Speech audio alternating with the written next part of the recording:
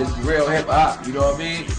It's that real hip hop. It's like Sage of hip hop. You know what I'm saying? Just keep that same shit that you known for. Y'all known for motherfuckers getting on y'all shit and say motherfucker, fuck, shit, bitch, motherfucker, suck dick. Y'all known for that shit. You know what I'm saying? Think back, Melissa Morgan. She was the original person that made the song. You know. Yeah. Yo, no doubt, we doing that. Shades of hip hop, baby. Shades of hip hop, mixed video type joint. That's original concept too. I've never seen anything like it. Oh, well, that's what we hope. That's what we hope. We just trying to show that there's a lot of things. So it's a star-studded joint. Niggas see a Shades of hip hop tape. Me personally, I wanna hear nigga cursing on y'all shit. I don't wanna hear y'all niggas get preppy. You know what I'm saying? I like y'all niggas be raw. You know what I'm saying? Straight critical. You know what I'm saying? Straight dogged, rugged. That's what I like. That's what I like. Never try to rhyme if you don't know how to flow. Cause like a Showtime crowd at the pop. This is Kurt Nice in the house within tune. And you could be behind the scenes of a video show, you know what I'm saying? You could be doing a video mixtape like what we're doing. And basically that's where it came from. We were doing video shows for like 7 years. We were DT undercover.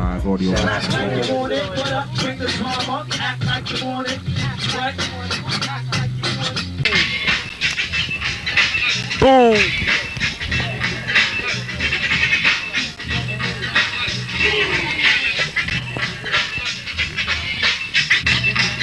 We formed a little management company led by Buckshot Shorty himself. He's managing the group himself along with my help. We formed a management team called Duck Down Management. And under Duck Down Management is Black Moon, the Beat Miners, and next group that we're working with right now is a group called Smith & Wesson. And they'll be doing a track on the Black Moon album, and their stuff will be out, I say, around June, Smith & Wesson. Black Moon's album is out now? Black Moon's album will be dropping mid-April. Next single to be Powerful Impact.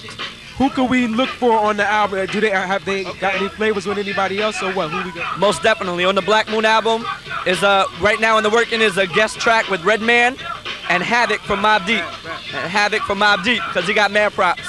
Well, where is everybody from, you know? Okay, Black Moon, they coming right out of Brooklyn, Bushwick and Crown Heights, FAP. And me, I'm from White Plains, so. Well, how'd you get down with this whole vibe? I caught up with Black Moon up at Nervous Records. That's where I work up at Nervous, and they came through, and I started working them back in May from the beginning. You know, we just got tight, started taking them around, and we just decided that we work well together. So we decided, you know, keep it as a family, as a team. Well, I know, like, the only thing we got to judge by is, like, the video. So when I see them, like, in the video, they, like, crazy hype. Are they like that behind the scenes also?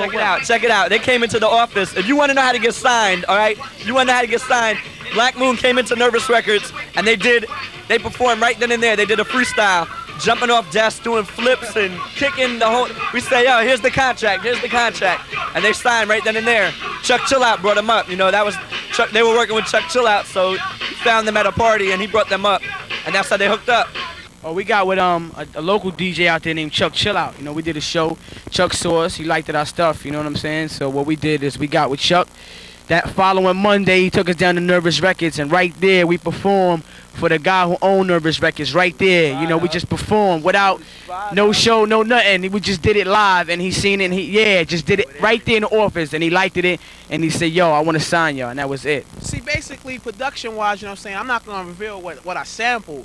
I'm gonna let you know that now. But you know, I'm gonna just let you know, all the production is real. You know what I'm saying? It ain't no fake sellout. You know, everything is real. We're using all types of music that has you know, that oomph in it, you know what I'm saying? We ain't trying to cross over, we're just trying to be real.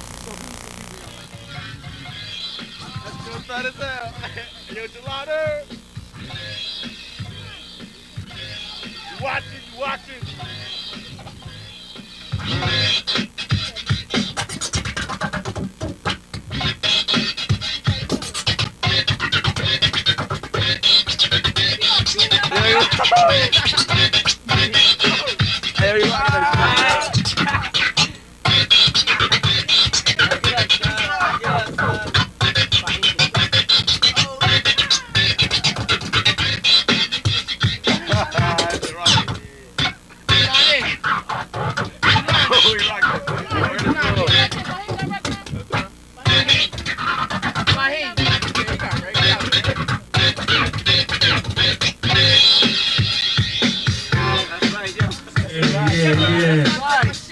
Alright.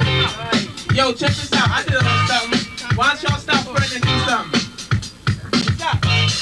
Yeah, what's up? Yeah, stop running and do something.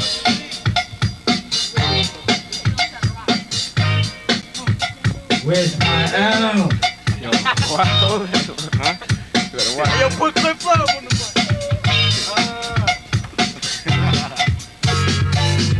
Oh man, they don't want We gonna represent. Yeah, let's represent. We gonna represent Black Bull style. Yeah, Black Bull. On a freestyle tip. Freestyle. Yeah, freestyle, yo, shit. Word. Yeah, bump it down. Fucking shots in the motherfucking house. I'm gonna represent. Alright, now make some up. So check it out. Ooh, got, check my foul and my style. Never on an owl, buckshot was a juvenile. A little freestyle fanatic. I shot the rap battle with an automatic. Now I got static. See, back in the days I was a stone cold hood. And I was just a playboy and still up to no good. With my roof from the heights and the alley. Still flipping niggas, it was really buck crowded. I never changed, never rearranged my finesse. Buck one time to your chest, to your vest. FAP.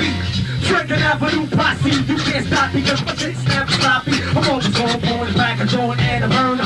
This team comes from a team like Turner. Taking from another brother coming from the ghetto. Once I keep my ride, ain't no need for the metro. I can take the rip, step aside, I'ma blow you. Don't try to shake my hand, money grip, I don't know you. I'm just a hardcore raw straight from the ass. Be the other question and you might get flagged. Act like you want it, act like you want it. But up with the drama, act like you want it. Right? What bring the drama? Act like you want it. A person in the race, catch a wreck on stage. Blowing up the spot, I leave my name engraved. These real ass niggas want a piece of the fuck, but you can't fuck around with the nigga that's live. Can't catch a wreck with the buckshot shorty. Spark up that what bring the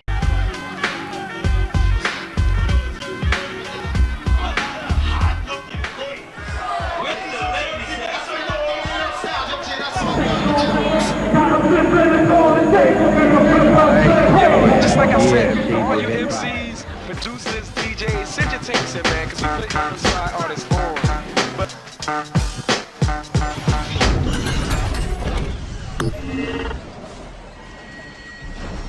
the real hip-hop is over here. Alright, this is Sig Not of the Brick Mob, representing Shades of Hip Hop, you know what I'm saying, once again.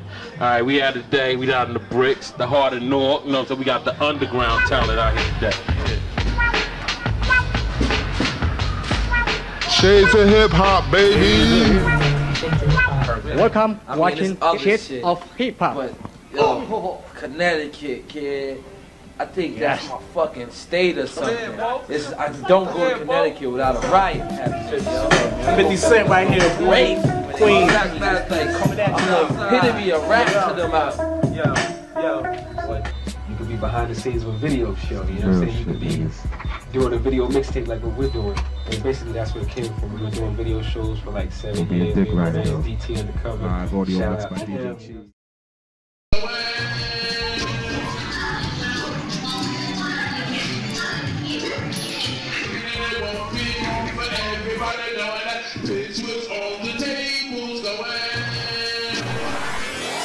Yeah, this is KRS-One, ShadesRadio.com. You tuned into the right place. It goes down like this. The Check hand this out. out, at least I know what beef is. It's not what I would call it. And yo, I shatter dreams like Jordan, assault and battle your team, your squadron will be barred for you. I got DMX, John 14, Big Punisher right here. You need to take it that way, you know what I'm saying? If I start coming out, take one shit. A hockey train, sport after 11. Yeah, now see, we used to describe Shades of Hip Hop as a behind-the-scenes show, which meant that we used to not only capture all the social events in black youth culture that was going on at the time, but we also used to talk to the participants, the producers, and the people behind the scenes that made it actually happen. Still, the biggest difference between the 90s and now is that because of social media, you don't even have to leave your bedroom or your house just to become famous or be a participant in hip-hop culture. Back in the day, you actually had to go places and meet people and convince them to be a part of your shit. Yeah, we wasn't on the sidelines documenting the culture either. We were usually on the stage, in the crowd, or doing the interviews, and invited down to help promote and make the scene even bigger. Now don't get me wrong, the 90s was a dope era, but we promoted some fucked up shit that the kids picked up on later. I mean, as far as shades of hip-hop, it wasn't for kids, it was for adults. Like, our shit contained explicit content, not unlike some of the stuff you seeing right here. Alicia, Charlene, and you're watching Shades of Hip Hop. When I say that we were capturing footage that people weren't capturing of the 90s, that's because we were going behind the scenes like that, and only very few cable shows like Video Music Box and such was actually able to do that type of thing. But we was also going into the hood, you know what I'm saying, and catching the street cats that was doing whatever they do on the block, whatever corners they be on, but then being able to rhyme and produce beats and talk to us on a hip-hop level. So we was capturing the real, for real, everyday life of hip-hoppers back in the 90s, and not many people was actually capturing that at all. What's up, y'all? This is Sly. Chilling on Shades of Hip Hop here. We chilling in the alley. We got our new groups out. Blood Live, Alley Cats. This how we doing it, y'all. We just chilling, doing us, having a good time, y'all. We want y'all to spread up some love. Solo entertainment, y'all. Once again, we just chilling right here. No doubt, best Shades of Hip Hop. Love y'all. People like Shades of Hip Hop because for the first time on video, they got to see the raw, uncensored, unfiltered lifestyle that people was really living. Even the artists appreciated what we was doing, and they felt like they could just keep it real and say what they really thought about different shit without having to censor themselves, you know?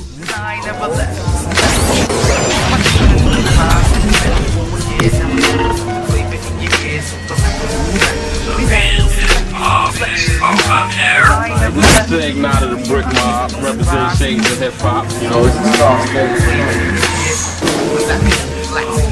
That is real hip hop, you know what I mean? It's that real hip hop, it's like Shades of Hip Hop, you know?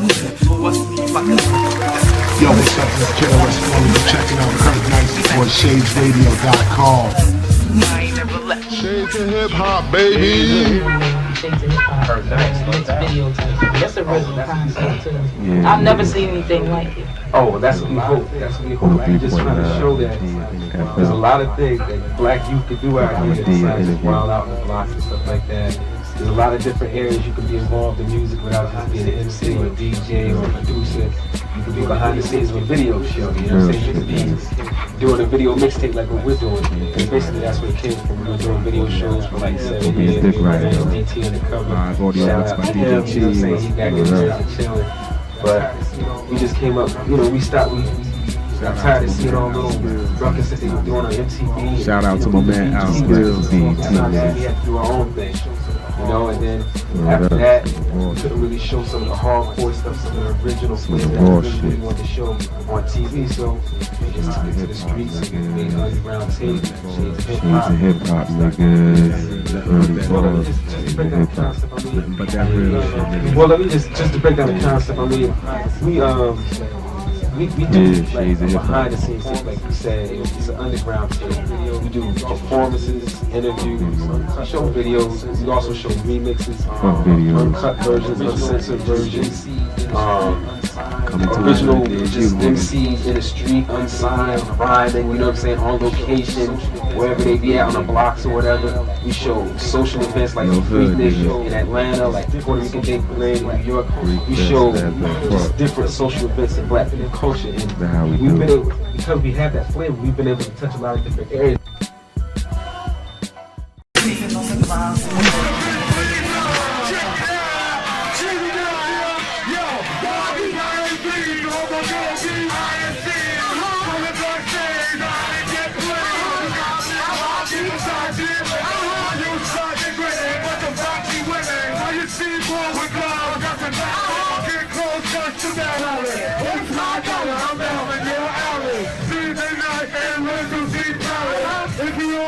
But you don't have talent. Why you sitting there? Come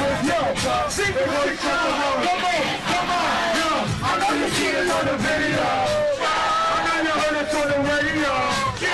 But you still go. What's the good they will figure out?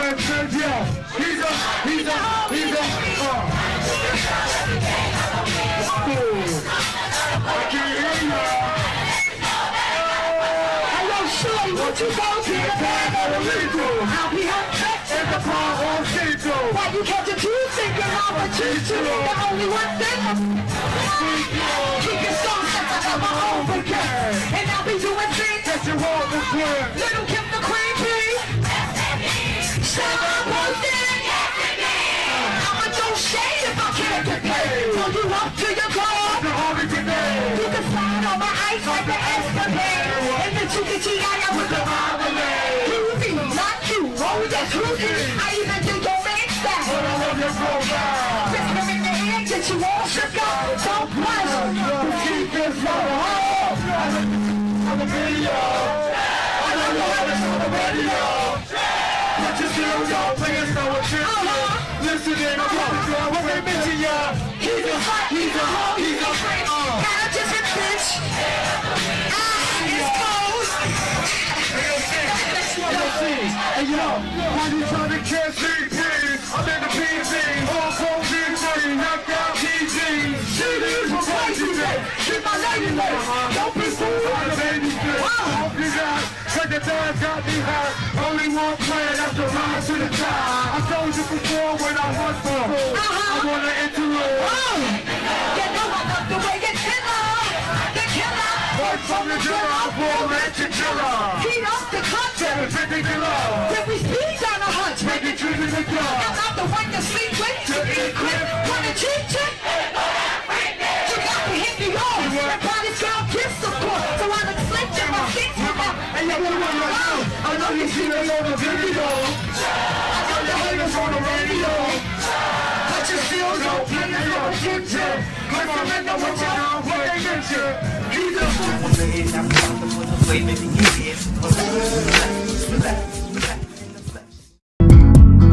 The phrase blow up or blowing up went from a generic phrase meaning blow up like a bomb to something about pagers constantly beeping.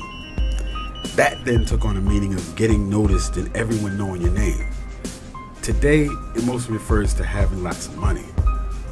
Back in the 1990s, however, it meant something even more, which was a little harder to explain. Now yes, it was about being famous, but more than that, it was about being known for something, being considered that guy for whatever your particular skill was. You would know if it was you when somebody said, that's that nigga, or he's that nigga. It was about being that nigga for whatever it was. Maybe you were a DJ or MC or a producer, or in my case, a guy doing video mixtapes. The key was to eventually be known as that nigga. That was blowing up. Now in the 1990s, that was all people like us thought about in our spare time. It seemed like it happened to so many others at the time. It's the classic Hollywood story of being discovered, but in the 90s it was happening for formerly untrained urban youth in hip-hop. It seemed like one day someone would be relatively obscure to most people, then pow, they blow up. One day it's Biggie doing a Super Cat remix. Then, next thing you know, he drops Juicy and Biggie's everywhere. Everybody knows him. Never mind the years of grinding behind the scenes, blowing up seemed more spontaneous. The years of obscurity and hard, thankless work not only paid off, but became a foggy memory in the midst of so much excitement and success. Blowing up embodied the shiny side of fame. The recognition, the accolades, the monetary rewards, and upscale access. It's the same treasure anyone has ever sought over the years trying to become famous. And again, like the classic Hollywood story, one day some waitress is trying to break into show business, and the next day she's Marilyn Monroe or somebody. The only difference was that in the 1990s, our own art form, hip-hop, not Hollywood, was making it possible to blow up. That was something new. Hip-hop content started to make a lot of money for all levels in the business, from the producer and the record company to artists and even bootleg music distributors. Hip-hop products were a source of stable income for retailers and producers starting in the 1990s, and it seemed like anybody could get a piece of the action. We had our own niche too. Living in Plainfield, New Jersey, my roots of travel took me to Newark and New York on almost a daily basis. Since 1989, I co-produced cable shows on local TV, which took me behind the scenes of the emerging hip-hop business. Now, hundreds of hours of interviews and outtakes, or B-roll as it's properly called, were stacked up on VHS and 3/4-inch tapes in boxes like DJ crates in my apartment. That's what they became to me. Footage was like records or recordings of stuff on video instead of just audio alone. Whether it was performances at shows, street rhyme ciphers, or cats just building on hip-hop as a culture, it was all stacked up in plastic storage bins like the kind that you would get at Kmart. It was all documented recordings in boxes of videotapes stacked up in my one-bedroom apartment. Most of them were labeled in some random way too, intentionally to confuse my friends rummaging through my stuff when I wasn't paying close attention. DJs back then used plain white labels on records so people wouldn't know what they were spinning. That way, other DJs wouldn't be able to copy their playlist of music. They would have to go search for the music themselves. That's what made a DJ exceptional, the catalog of exclusive and obscure records in their crates. DJs used to be extra secretive about their samples too. They would white label a record with some ill-ass vocals or instrumentation on it and maybe label it number 4 or dope beat number 4, just to throw people off. My system of labeling came from that perspective. Friends of mine would question and casually rummage through tapes as we talked and smoked while I edited in my home studio. That was where the idea for Shades of Hip Hop video mixtapes came from. Now, as I played footage we recorded for whatever cable video show I worked with at the time, friends of mine would become transfixed by footage that would never actually make it to the local cable airwaves. The best stuff, it seemed, was the stuff that was too raw for cable TV. There were guidelines against coarse language and weed smoking for one, and two, people were not accustomed to watching hip-hoppers sitting around smoking and building about hip-hop or just talking shit. It wasn't flashy enough. People wanted to see expensive videos or exclusive performances. And yes, we had that too. That's what we showed on the cable shows across New Jersey on all the major cable networks. Back then it was Store Cable, TKR Cable, and one or two other ones which all ended up being bought by Comcast Cable. On those cable networks, we aired the footage most people knew me for. I was the guy going around to different New York and New Jersey clubs back in the 90s doing local cable shows just like Yo MTV Raps or Rap City or Video Music Box used to do. Because of our proximity to New York, we got some of the hottest footage of hip-hoppers from small clubs on the underground. We taped press days and behind-the-scenes stuff like you would see on an Entertainment Tonight show for actors and rock musicians. But our footage wasn't as glamorous. Our footage was more raw, made on cheaper cameras with less expensive lighting too. But that was okay for hip-hop fans. Hip-hoppers in the early 1990s especially looked kind of grimy. Some of us who had grown up during the transformation of hip-hop culture from obscurity saw the power this new culture possessed. Other people who wished to capitalize on the growing financial power of rap music recognized the strength of the culture for its ability to generate money. Which might have been the reason why Puffy started wearing those shiny looking suits with Mace in the videos. But that's off topic. On one level, hip-hop music was trying to floss its financial success, and on the other, maintain a hard-edged underground credibility in the street. Hip-hop had already made its distinction from rap with the whole MC Hammer, Vanilla Ice era, and the phrase, rap is something you do, hip-hop is something you live, which was coined by KRS-One. The footage me and my friends liked was on the hip-hop side of the equation. Because of that, I had to be careful about showing my friends some obscure, ill-ass footage of so-and-so MC kicking a verse at some badly lit hole-in-the-wall club somewhere that was never actually going to get shown on cable.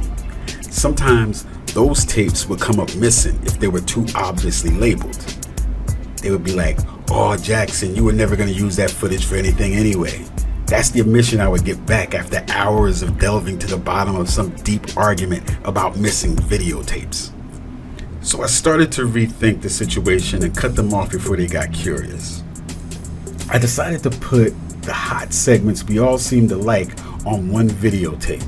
Then, if friends wanted to borrow a tape, I could let them, or better yet, they could just buy it for $10 and they wouldn't have to give it back at all. This was back when a good videotape could cost $4.99, so $5 worth of hot shit was a complete bargain, including the tape, especially when no one else had the footage. This was all the stuff that would never be on cable TV anyway. It was raw, uncensored, unscripted, and real-life everyday reality, something you really didn't see on TV much back then. By 1992, when The Real World debuted on MTV, we had already been mimicking Ralph McDaniel's Video Music Box by taping in all the local spots around New Jersey and then airing it on local cable. However, most of that footage never aired on cable.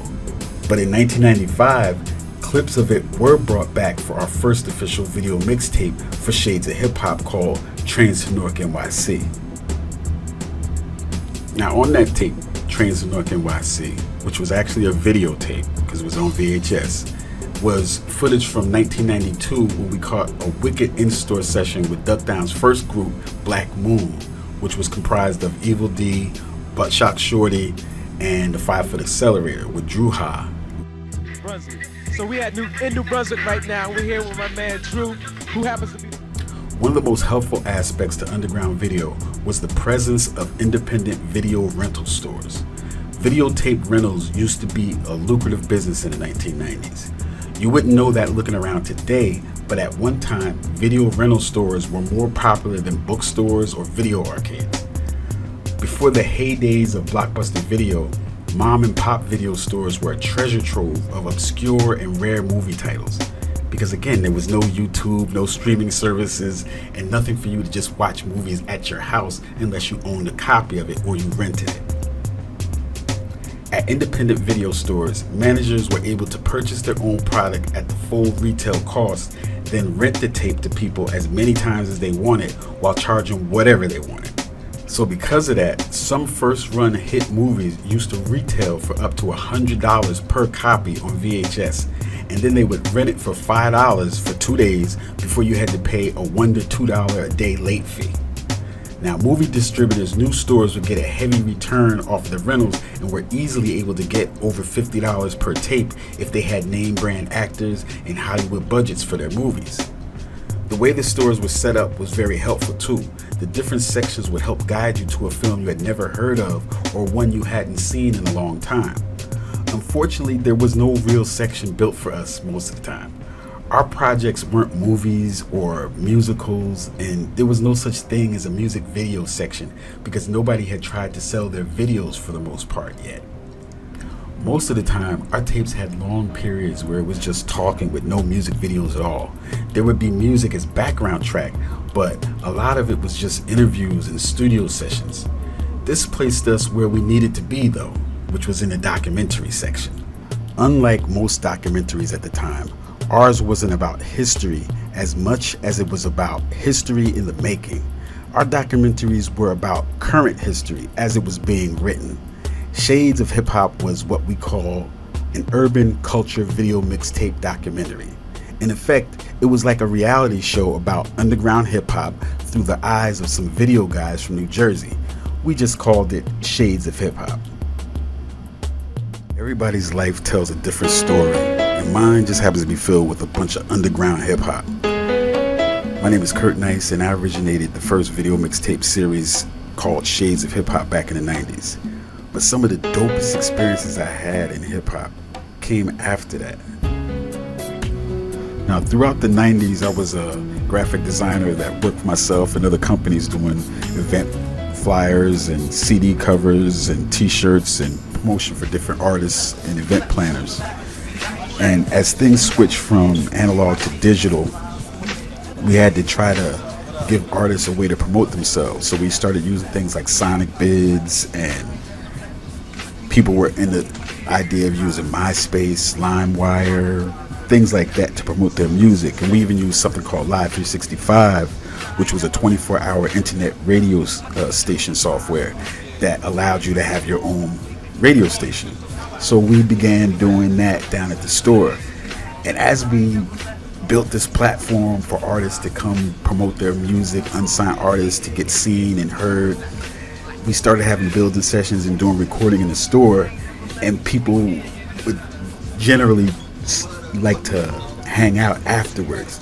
So instead of doing everything at the store, people smoking and drinking, hanging out downtown in Newark, this is in the arts area before it became what it is now with the Prudential Building and Rutgers buying the Haynes Building. That was just all just an empty, abandoned building, and then just next to that was a big ass parking lot. It's all new, modernized buildings, and you have the whole center down there that Rutgers promotes, the hub down there. But before that, it was just the beginnings of an art community. I developed a lot of cool relationships with all kinds of artists that used to come through the store to hang out, or even go down the street to the art supply store, the fabric store, including legendary artist Jerry Gant, who used to be working on a lot of different clothes and stuff at the time, and he also did me that logo. If you tired of the garbage of what these bastards is doing to our culture outside of EO-Dub, how they with the Laffy Taffy garbage do the Superman two-step and it's like BS that they playing on the radio. If you mad, just like if you mad like I am, that there's too many rappers and not enough MCs, you pump that fist in the air. Man, the quicker y'all put your fist up, the quicker I get busy. Let's go, pump that fist in the air. Let's go, pump that fist in the air. Listen, yo, if anybody's videotaping this, yo, I got something to say to the rappers out there. Yo, if you gonna put it on YouTube, man, label this Dayton Hates Rappers. Listen, yo, this is to Mr. Rapper out there. If you a rapper in the crowd and you fall under what I'm talking about, it's tough for you. Yo, listen, I got something to say, Mr. Rapper. Stop! This is what hip-hop is dead. Homie, this is why. Hold up, I'm like, damn, am I the only person here that has a good set of working ears? That's what we call crack water. It's the Ecto, W-E-A-K, you say. Break it down. Let's get focused, man. Listen. How many real hip-hop heads is in the fucking house? Make some noise. Yo, I know. Y'all used to go in a lot of bullshit shows. This is not that bullshit. Yo, I know y'all been programmed to like what's on the video show. This is not that bullshit. Yo, I know y'all been programmed to just listen to what's on the radio all day. This is not that bullshit.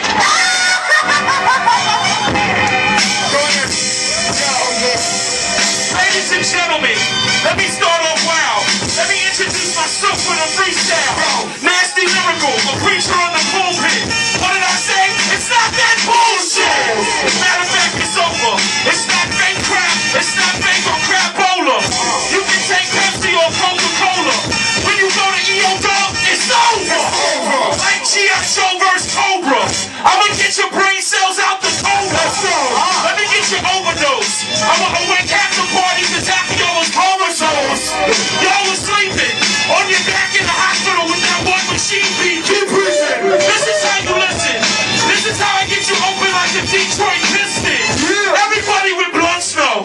I give special attention to the ladies in the front row.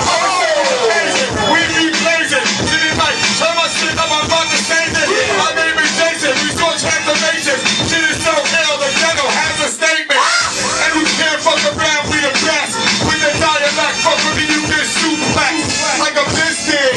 It's the lyrical lunatic. Mother foul out on some stupid shit. Pardon to interrupt you, but hey, mister, did you see it like the third row? That's your sister.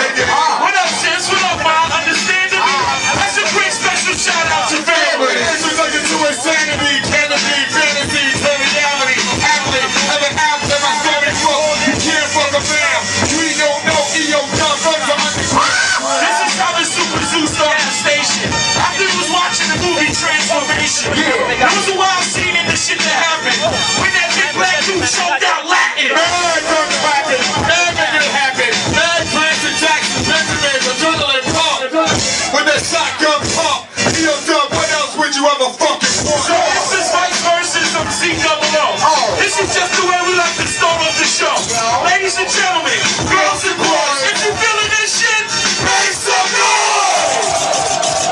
That's what we call crack water. Since this is an overview, the short version is that as we covered the New York underground hip-hop scene for Shades Radio, we met up with KRS-One at an event.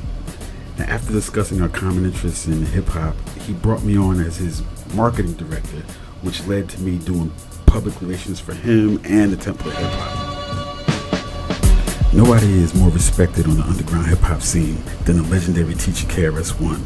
So it was an honor to be asked to go on tour with him for the 20th anniversary Stop the Violence Movement tour and the release of his book, The Gospel of Hip Hop. But before we headed to California, we made sure to bring the teacher to our favorite spots for at least a walkthrough.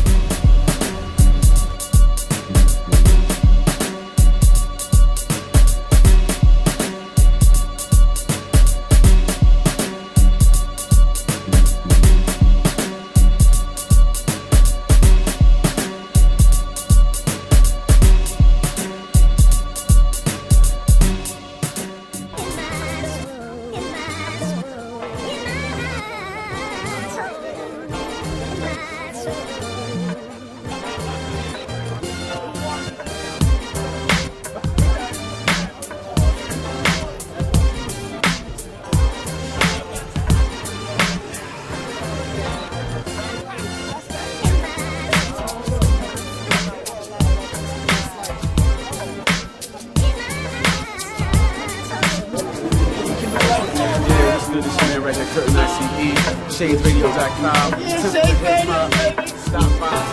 Stop the violence movement in effect, in the building, right here, 101 Avenue A, the Pyramid Club. Black and brown, shot it from the mall. The empty out the door. Shut your master. Okay, last verse. Okay. I'm zoning out real quick. Good. Looking on the camera. We in front of the EO Dub, 101 Avenue A, Lower East Side. You know what I'm saying? You see this grasshopper right here. My man Craig G, man. How you been, man? What's up, man? Yeah. Yo, man, everything's good, man. It's a legendary Juice Crew member. You know what I'm saying? Legendary freestylees. So ill, you know what I'm saying? Yo, what you been up to nowadays, man? What's really good, man? Album in June for Operation Take Back Hip Hop, Mall. KRS, Shaddai X, Talib, Omega, Dilated People. It's out there, get it. Catch me on the road. Just Google me. Craig G, that's what it is right there, you know what I'm saying? That's what it is. Album's called Operation Take Back Hip Hop. It's your homegirl, Sarah Connor, end of the week. Lyric, you already know, stop the violence. We can rhyme all we want about it, but at the end of the day, we hungry just like everybody else. New York City all day. And understand, respect the guy when you see him. KRS-One to the death. The Bronx will always ride and die. That's how we do it. Stop the violence. Keep it funky. Write some rhymes. If you're angry, write a freaking rhyme, stupid.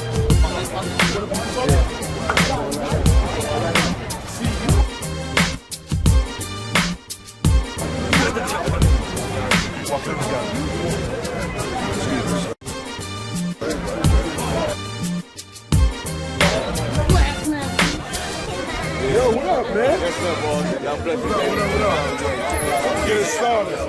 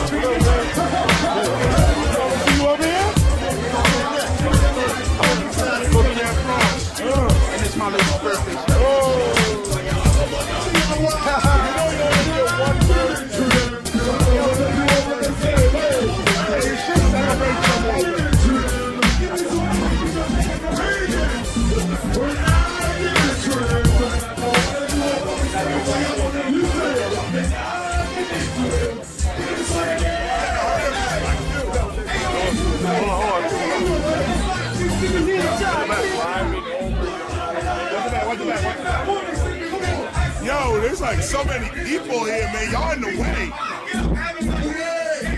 You should be ahead.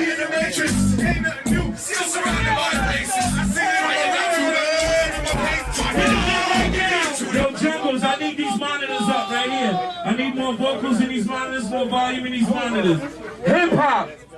This is one of those nights that's gonna be a commemorative night for the mighty E.O. Dub. We don't work. We don't work. We won't work a long time to put this thing together. No music. Cali, break that down. Break that down. That E.O. Dub has been here for 8 years strong.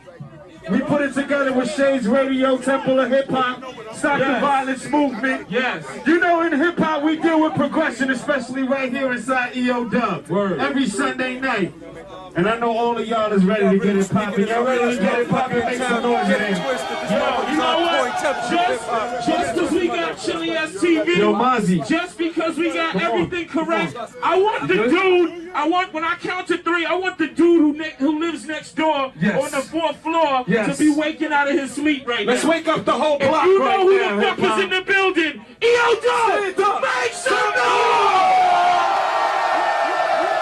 Give me some more, give me some more. Can y'all hear me out there? Turn up the monitors, turn up the monitors. I'm just passing through. You can still work with this shit. Yeah, you can test the mic too. Alright, there's a little too much bass. Damn, I never felt the floor rumble like this. Damn, this is hard shit. Turn the snare up, crack the snare a little bit. Crack the snare, listen y'all. When KRS comes to spit, these DJs with no breaks, I don't want to hear that shit. The radio, I don't even hear that shit. Gucci Prada, I don't even wear that shit. I'm in the streets, holla, they fear that shit. We blue collar DJs, we here to rip. 900 number, got 2 pairs of it. With MP3, I'm not sharing it. Classic sample and loops, we not clearing it. The life of a DJ, there's no comparing it. Many wanna be, but many more scared of it. Before they start, they already plan to quit. The music, they no longer fans of it. They wanna use it so they can make a grand and shit. The program directors handing them scripts, making them play wild shit and lie from their lips. Y'all get this. This is how we used to do it back in the days. 123 Park, Soundview Park. This is how Zulu Nation used to really get down and do it. And we used to think once was a story about a man, but now Chad is dead and all his kids is dead. You know what hip hop means to me? It means freedom. It means I don't have to do what the system says. You know what hip hop means to me? It means freedom. It means I don't have to do what the system says I need to do in order to eat, live, and survive. I can live the life I really want to live, how I want to live it. That's where hip-hop was originally. And because of racism and prejudice, we got pushed into art. We got pushed into blacks can only do entertainment and sports. So hip-hop was confined to art. So that's why you got breaking, MC, and so on. But the people who made breakdancing, MCing, that was a mind state that was like, yo, we could do anything out here. Melly Mel said, broken glass everywhere. People pissing on the station like they just don't care. I can't take the noise, I can't. Now look, he described the area of the Bronx that he was in, okay? But he didn't allow that area to dictate to him who he was going to be as a man. And that's what hip-hop started with. They had us, they had our parents face down on the ground. We little kids looking at this like, how we going to get past these cops? Black Panthers already got diffused by the 70s, but they was our only hope against the police. So here comes Cool Herc. Here comes Africa Bambaataa. Here comes Coke Rock, Beverly Pooh. Here comes other dudes like, oh man, here comes a slew of people that get this. Psychically, we all agree and feel the same pain. Psychically. Nobody wrote this down. Nobody advertised it on television. Nobody said, nah, this is just all of a sudden you look at me, I look at you, we both know who we are, and we both know where we stand.